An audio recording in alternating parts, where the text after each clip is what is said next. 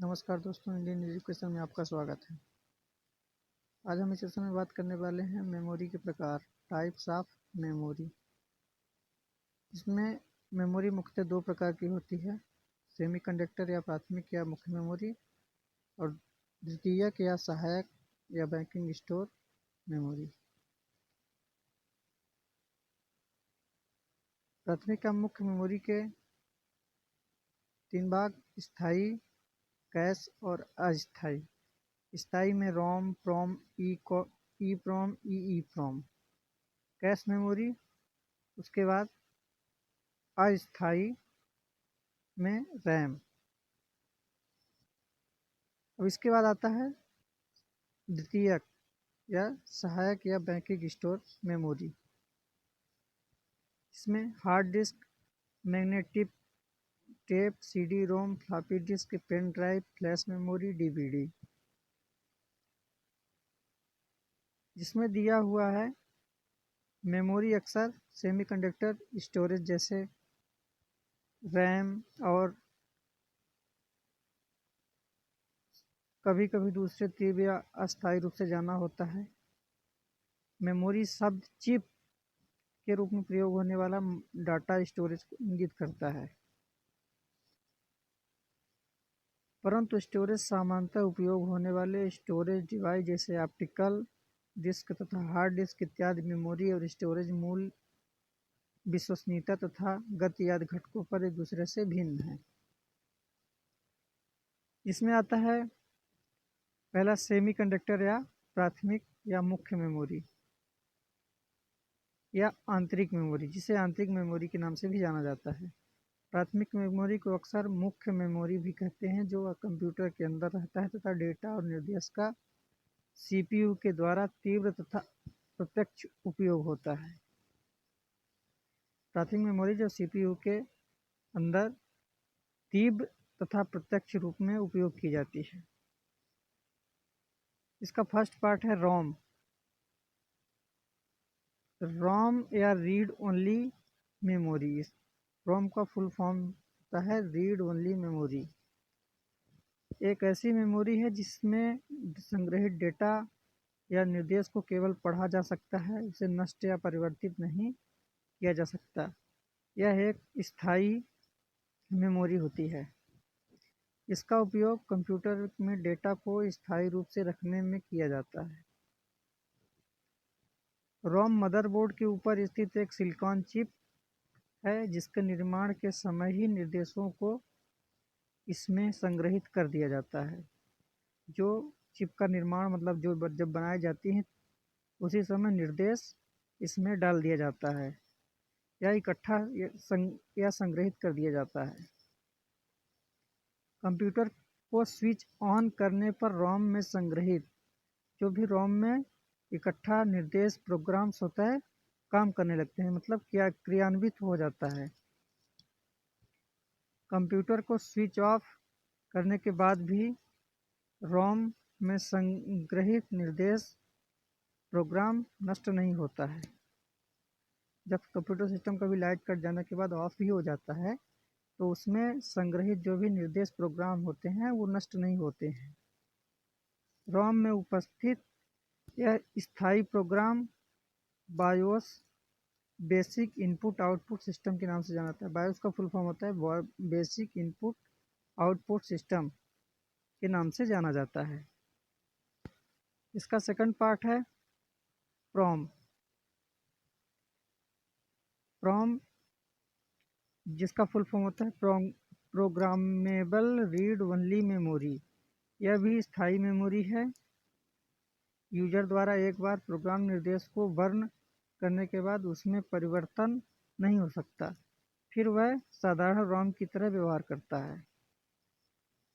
जिसमें इसका मतलब है जब भी इसमें स्थायी मेमोरी है जिसमें यूजर के द्वारा जो भी प्रोग्राम निर्देश को वर्ण करने के बाद उसमें परिवर्तन नहीं होता, मतलब जो भी प्रोग्राम एक बार डाल दिया जाता है वो परिवर्तित नहीं होता है, सिर्फ वह साधारण रोम की तरह व्यवहार करता है। इसका थर्ड पार्ट है ईप्रोम। ईप्रोम इसका फुल फॉर्म होता है erasable programmable read only memory.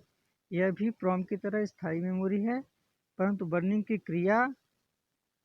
Burning process परावैंगनिक किरणों की सहायता से दोहराई जा सकती है। इसे परावैंगनिक ईप्रॉम भी कहते हैं। इसका फोर्थ पार्ट है EEPROM. EEPROM electrically erasable programmable read only memory. यह ईप्रॉम की तरह स्थायी मेमोरी है, परंतु बर्निंग प्रक्रिया विद्युत पल्स की सहायता से फिर से भी की जा सकती है। इसमें जो बर्निंग की क्रिया है वो विद्युत पल्स की सहायता से फिर से भी की जा सकती है। इसका फिफ्थ पार्ट है कैच मेमोरी।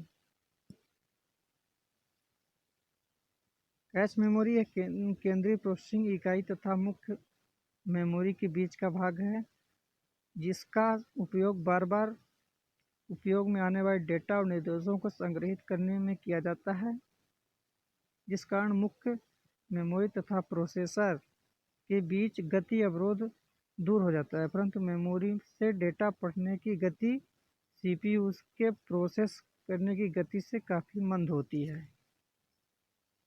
मुख्य मेमोरी, कैच मेमोरी, सीपीयू। इसका सिक्स पार्ट है RAM. RAM random access memory इसका फुल फॉर्म होता है। कंप्यूटर में सबसे ज़्यादा उपयोग होने वाली है मेमोरी होती है। यह अस्थायी मेमोरी है, अर्थात अगर विद्युत सप्लाई बंद हो जाती है तो इसमें संग्रहित डेटा भी समाप्त हो जाती है। रैम में जो भी डाटा दिया होता है, जो स्टोर किया होता है, वो अस्थायी मेमोरी होता है। अर्थात जब भी विद्युत सप्लाई बंद हो जाती है, मतलब जब भी सिस्टम में लाइट कट जाती है, तो इसमें जो भी डेटा संग्रहित होता है, सूचना होता है, वो भी समाप्त हो जाती है। जैसा कि नाम से ही प्रतीत होता है, रैंडम एक्सेस मेमोरी, मतलब कि कहीं से भी डेटा को पढ़ा जा सकता है।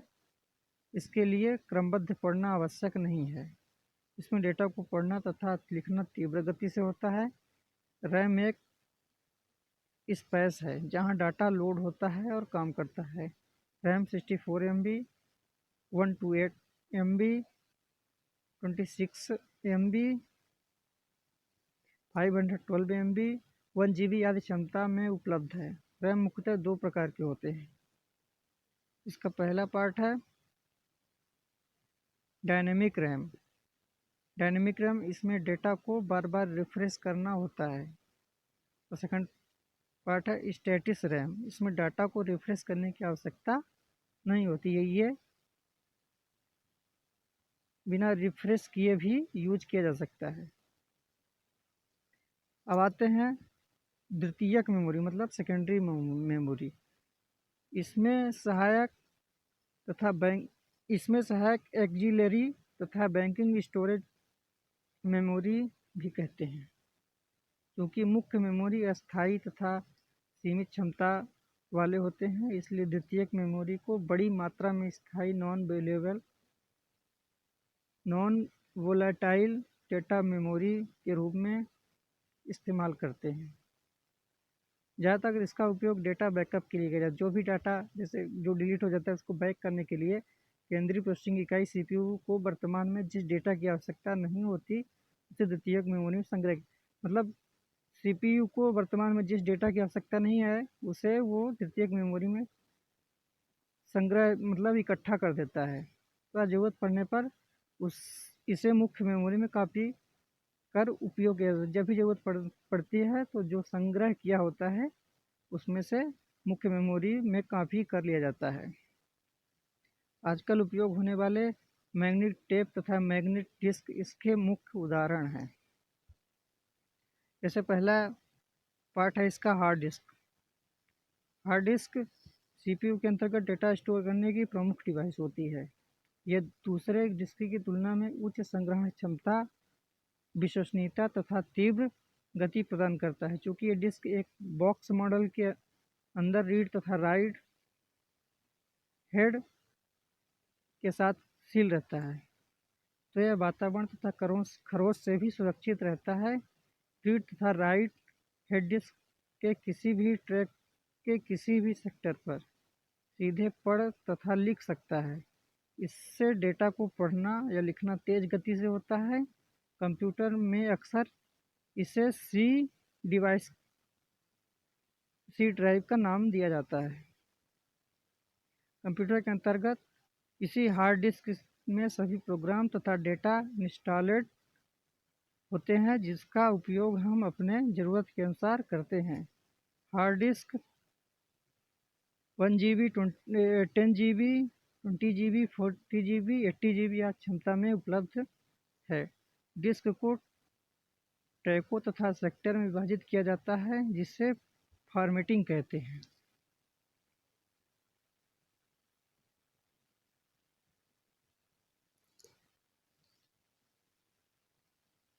इसका सेकंड पार्ट है CD ROM. CD ROM compact disc read only memory. CD ROM को ऑप्टिकल डिस्क भी कहा जाता है। ऑप्टिकल डिस्क के ऊपर डेटा को स्थायी रूप से अंकित किया जाता है। लेजर की सहायता से CD की सतह पर अति सूक्ष्म गड्ढे बनाए जाते हैं। CD में अंकित डेटा रिकॉर्डिंग मिट नहीं सकती। रिकॉर्डेड डेटा को पढ़ने के लिए कम तीव्रता वाले लेजर बीम का उपयोग किया जाता है। इनमें ट्रैक स्पाइलर होता है, जिसमें डेटा को हार्ड डिस्क की अपेक्षा तेज गति से पढ़ा नहीं जा सकता। साधारणतः CD रोम की संग्रह क्षमता 640 MB होती है। CD से डेटा प्राप्त करने के लिए CD ड्राइव तथा CD में डेटा को डालने के लिए CD राइटर की आवश्यकता होती है। इसे वो write once read many full form होता है। इसका डिस्क भी कहते हैं। अर्थात वैसा CD जिस पर केवल एक बार लिखा जा सकता है, एक बार पढ़ा जा सकता है, मतलब बार बार इसमें लिखा और पढ़ा नहीं जा सकता। अंकित डाटा में कोई परिवर्तन नहीं किया जा सकता। तो आज की इस वीडियो में इतना ही, क्योंकि वीडियो बहुत लंबी हो जाएगी। मिलते हैं नेक्स्ट वीडियो में। Thank you.